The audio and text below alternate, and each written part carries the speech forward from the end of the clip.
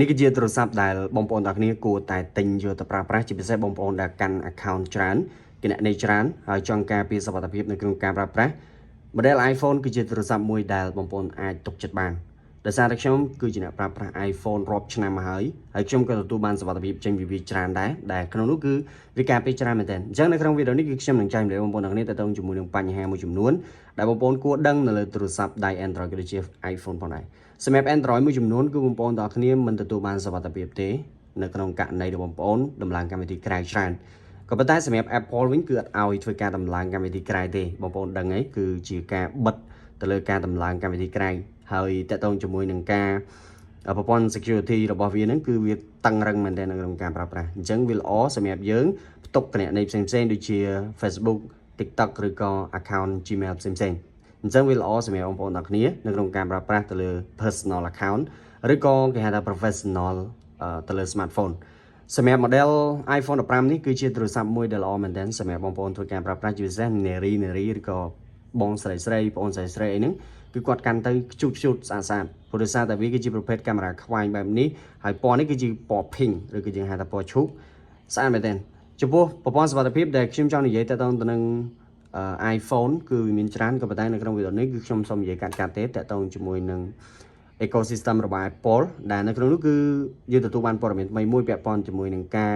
ដាក់ឲ្យបងប្អូន hacker hack តែម្ដងសម្រាប់ iPhone ណាដែលនៅក្នុងនោះគឺមានអ្នកណាដែលគាត់អាច hack ទៅចូលទៅកាន់ system របស់ Apple បានគឺគេឲ្យតម្លៃរហូតដល់$2 លានអញ្ចឹងវាច្រើនមែនទែនហើយបងប្អូនណាដែលគាត់ចេះ hack អាចចូលទៅ hack សាកល្បងបាន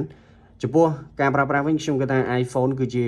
សោរសុវត្ថិភាពមួយសម្រាប់យើងធ្វើការប្រើប្រាស់មែនទែនមិនថាបងប្អូនប្រើប្រាស់ MacBook ឬក៏ iMac ឬក៏បងប្អូនទាំងគ្នាប្រើប្រាស់ជាមួយនឹងផលិតផលផ្សេងៗរបស់ Apple គឺយើងទទួលបានប្រព័ន្ធការពារច្រើនមែនទែននៅក្នុងនោះសូម្បីតែតាក់ទងជាមួយនឹងការចាក់ password lock iCloud អីផ្សេងៗហ្នឹងក៏វាតឹងរឹងដែរអញ្ចឹងវាល្អសម្រាប់ការប្រើប្រាស់អានេះគឺជាបទពិសោធន៍របស់ខ្ញុំផ្ទាល់ណាហើយសម្រាប់បងប្អូនដែលចង់ប្រើ model Android ក៏វាជា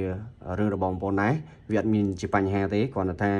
Android គឺបើសិនជាបងប្អូនប្រើទូទៅធម្មតាវាអត់ជាបញ្ហាទេបើសិនជាបងប្អូនចង់ដំឡើងកម្មវិធីក្រៅច្រើនគឺវាមានបញ្ហាតិចតួចតាក់ទងជាមួយនឹងការ hacker អីជាដើមអញ្ចឹងទៅហើយពាក់ព័ន្ធជាមួយនឹងការ hack នេះគឺមានច្រើនវិធីសាស្ត្រមែនទែនបងប្អូនទាំងគ្នាមានការ hack តាមអ៊ីនធឺណិតមានការទម្លាក់ជា link ខ្លាំងបន្លំដែលគេហៅថា phishing attack ក៏ដូចជាការ hack ទៅលើការដំឡើងកម្មវិធីខាងក្រៅហើយបូករួមជាមួយនឹងការចុច link ផ្ដាស់នឹងឯងអញ្ចឹងពាក់ព័ន្ធជាមួយនឹងការ hack គឺមានច្រើនមែនទែនសូម្បីតែរឿងមួយចំនួនទៀតដែលបងប្អូនអាចចូលទៅប្រើប្រាស់នៅក្នុង website ផ្សេងៗក៏គេអាច hack បងប្អូនបានដែរអានឹងគឺជារឿងតាក់ទងជាមួយនឹងការ hack ក៏ប៉ុន្តែសម្រាប់ការប្រើប្រាស់ Apple បើសិនជាបងប្អូនទាំងគ្នាចង់ឲ្យ account របស់បងប្អូនមានសុខភាពល្អក៏ដូចជាការប្រើប្រាស់มันមានបញ្ហាតាក់ទងជាមួយនឹងការ hack អីគឺបងប្អូនអាចប្រើ Apple បានអានេះគឺជាអ្វីដែលខ្ញុំអាចចែក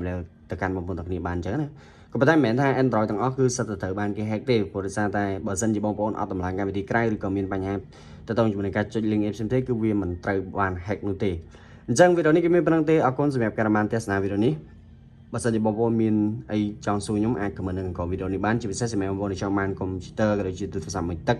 ឬក៏ថ្មីបងប្អូនអាចទៅតាមរយៈ Telegram ដែលខ្ញុំបានដាក់នៅក្នុង description បានបាទអរគុណច្រើន